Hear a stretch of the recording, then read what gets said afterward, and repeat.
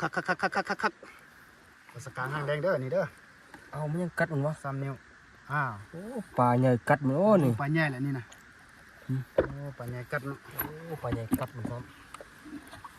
บ่แม่นปลาใหญ่เสียวน่าจะเป็นกุ้งลอตเตอร์โอ้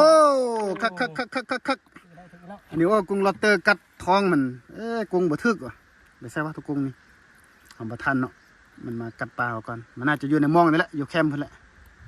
นี่เด้อปลาสกางเด้อใหญ่นี่อีกตัวหนึง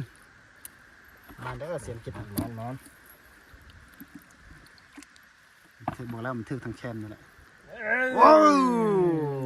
เรียบร้อยเก็บแต้ม เก็บแต้มเด้อจากตัว2 4 6 7ตัวเด้อพี่น้อง7ตัววันนี้มองอย่างบสุดเถอะอีกน้อยหนึงกันแหละสิฮอดแคมป์ปลาแบบพอเปียงเนาะเสียวกินเนาะ แมน พอเปียงพอจำแจ่วจำน้ำพริกกันแหละสำนีสำคัญ